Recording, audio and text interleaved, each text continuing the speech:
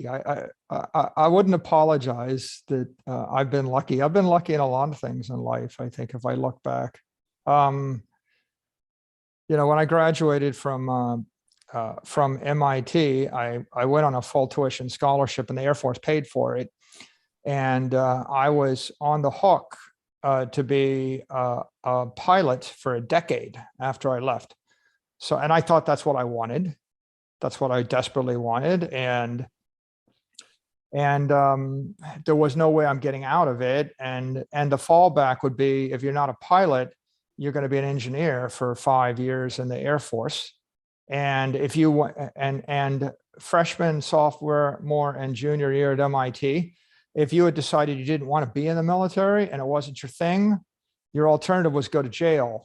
You know, we used to sit around and say, well, you know, like, do you get thrown in the brig? Yes, you get court-martialed. It's like, it's not an optional thing whether you're going to go or not go. So I couldn't afford to go to school. I couldn't afford to go to MIT. Like, I drained 200 years of my family's life savings in the first 4 weeks in college, right? So, and this is not an uncommon challenge, right?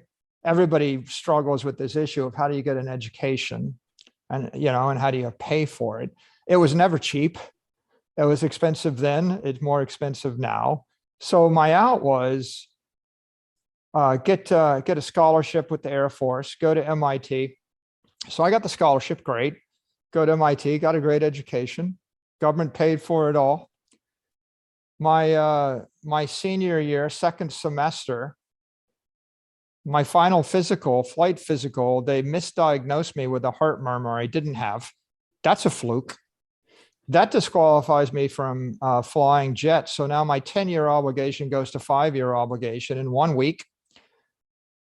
America wins the Cold War. Reagan launched this massive Star Wars initiative, outspent the Russians, and the Soviets threw in the towel. And by 87, we had decided we'd won, and Congress cut the budget for the military in half, or they cut the allocations and the headcount. So all of a sudden, in this 1 year, in the spring of 1987, I can't be a pilot, and the Air Force and the Army and the Navy, they don't want all their ROTC cadets. And so one day, a week or 2 weeks after I'm not going to be a pilot, I'm dejected. The commandant walks in the office and says, oh, by the way, if you want to go in the Air Force Reserve or National Guard, you can do that. You don't have to pay back the money to the Air Force, and you can go ahead and become a civilian. And of course, the salary if you're a civilian is triple what the salary would be if I went into the Air Force. I still would have done it if I could have flown, because you know, everybody wants to be Top Gun. You know, I had the plan, you know, pilot, fighter pilot, test pilot, astronaut, mission to Mars, design spaceships. That was the plan. You got to have a plan when you're young. So I had a plan. My plan got dashed by a medical fluke. And then I'm still on the hook to fly a desk in the Air Force. And I get out of that obligation with a geopolitical fluke. I guess I got a lot of candle to Ronald Reagan. God bless him. What a great president. What an amazing president. So here I am. I got one plan, and in 2 weeks, the plan changes. And all of a sudden I find myself a civilian. And even then, I would have gone to get a PhD. I never would have done what I did, except for the fact that I missed all the financial aid cycles. I could get into a PhD program, but I couldn't pay for it. So third piece of luck, it's just a random piece of circumstance. I end up working. I'm like, I'm just going to go take a job for 2 years, or take a job for a year, and I'm going to apply for financial aid and come back and get PhD. You know, I wanted to get a PhD in politics, philosophy, and economics. You know, like, we all love that in Bitcoin: philosophy, politics, economics. So I wanted to do that, and I couldn't afford it. So I figured I'd just go work for a year. Well, I got there, and 6 months after I got into the job, the company imploded. You know, the guy I was working for was a genius, but he couldn't delegate anything. And so there were like 10 or 12 people in the company, and he insisted on controlling everything.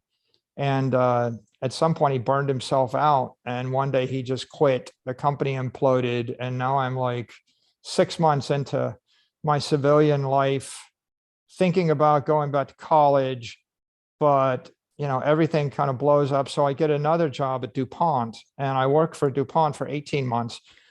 So I finally get 2 years out. Now I got the financial aid. I'm going to go back and get the PhD.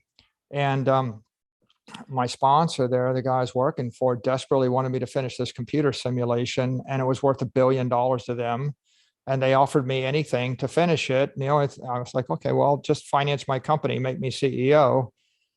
And the odds of a 24-year-old kid having the odds of a person 24 years old on the critical path to $1 billion or $1.5 billion of capital, very low. I just happened to be the right place, the right time. And it was through no fault of my own, right? I was catapulted by 1, 2, 3, 4 happenstance, random things, right?